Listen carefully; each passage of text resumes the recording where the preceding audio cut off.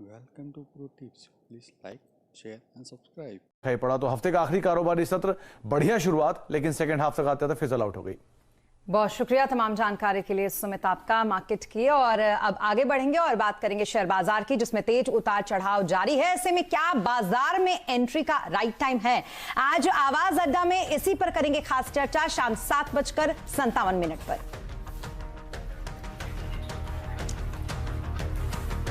और अब बात देश की सबसे बड़ी सरकारी company state bank of India की, जिसने चौथी तिमाही के मिले जुले नतीजे पेश किए हैं। बैंक का मुनाफा 41% बढ़ा है, लेकिन ये आंकड़े स्ट्रीट के अनुमान से कम हैं।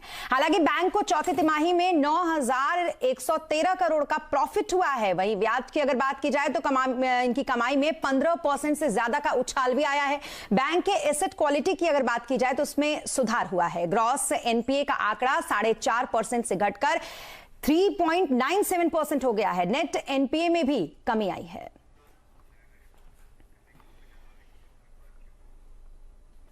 और अब बात एलआईसी के आईपीओ की, जिसमें अलॉटमेंट रेशियो तय हो गया है। डिटेल्स के साथ मौजूद है हमारे साथ यतिन बताइए क्या कुछ है इस पर डिटेल। देखिए, जहां तक कि एलआईसी के आईपीओ का सवाल है, बहुत ही जल्द लगभग 17 तारीख के आसपास आपको इसकी लिस्टिंग होती हुई दिखाई देगी। और आज बेसिस ऑफ अलॉटमेंट आ चुका है। जहां तक कि एलआईसी का सवाल है, अगर हम देखें तो सभी के सभी रिटेल निवेशकों को एक लॉट के अलॉटमेंट पे सभी को एप्लीकेशन पे शेयर्स मिले हैं, 15 के 15 शेयर्स। लेकिन अगर आपने 2 लाख के आसपास की अगर अर्जी लगाई हो, जो कि 210 शेयर्स के आसपास है, तो आपको 77 शेयर्स अलॉट हुए हैं।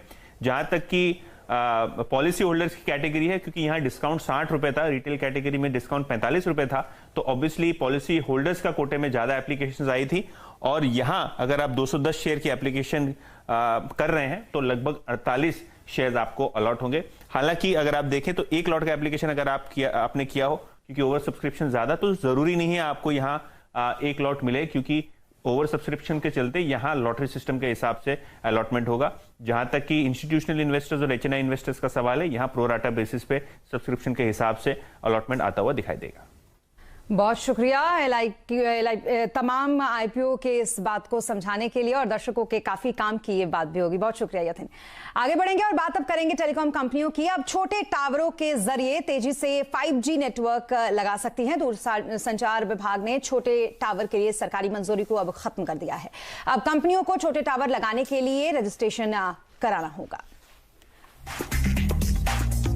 5G स्पेक्ट्रम की नीलामी से पहले सरकार ने टेलीकॉम कंपनियों के लिए 5G नेटवर्क लगाने की शर्तें आसान कर दी हैं। दरअसल गली मोहल्ले तक 5G नेटवर्क पहुंचाना एक बड़ी चुनौती है। इससे निपटने के लिए सरकार मौजूदा इंफ्रास्ट्रक्चर का इस्तेमाल करने की तैयारी कर रही है। इसे टेक्निकल भाषा में स्ट्रीट फर्नीचर कहा जाता है। इसके तहत टावर लगाने के लिए बिजली के खंभों या फिर किसी भी ऊंचे स्ट्रक्चर का इस्तेमाल किया जा सकता है। इन पर छोटे पावर का BT